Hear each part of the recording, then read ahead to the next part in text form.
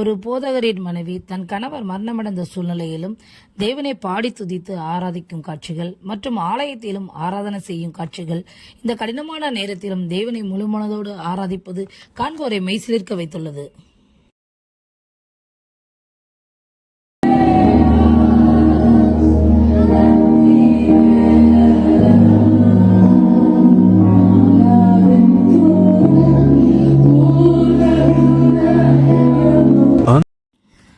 ஆந்திரா மாநிலத்தின் விஜயவாடா பகுதியில் heavenly cultural ministry என்ற தெய்வ ஊழியத்தின் தலைமை போதகராகவும் பேன் 24/7 என்ற உலகளாவிய ஊழியத்தில் இணைந்து பணியாற்றி வருபவர்தான் போதகர் சாமுவேல் அவர்கள்.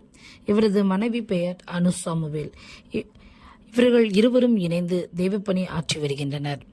போதகர் சாமுவேல் அவர்கள் சில தினங்களுக்கு முன்பு மரணமடைந்தார். அந்த கடினமான சூழ்நிலையிலும் அவரது மனைவி கணவரின் உடலுக்கு முன்பாக அமர்ந்து தேவனை பாடி துதித்து ஆராதிக்கின்றனர்.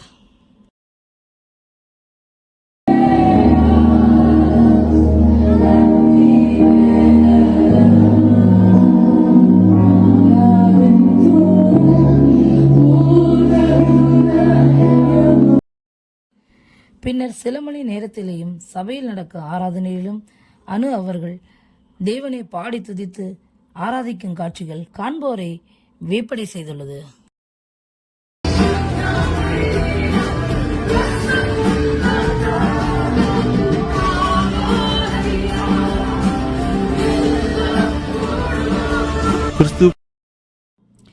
கணவரை இழந்து தவிக்கும் சகோதரிக்கு தேவன் ஆறுதலை தரவும் விட்டுச் சென்ற ஊழிய பணிகளை சகோதரி தொடர்ந்து செய்ய தேவ பலன் அவர்களுக்கு உண்டாகவும் நாம் ஜெபிப்போம்.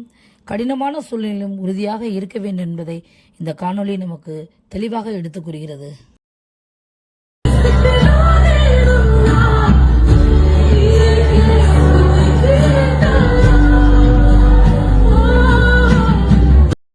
இதே போன்ற தகவல்களை நீங்கள் தொடர்ந்து பெறுவதற்கு இந்த சேனலை தொடர்ந்து பாருங்கள், சப்ஸ்கிரைப் செய்து கொள்ளுங்கள். அது உங்களுடைய ஆவிக்குரிய வாழ்க்கைக்கு பிரயோஜனமாயிருக்கும்.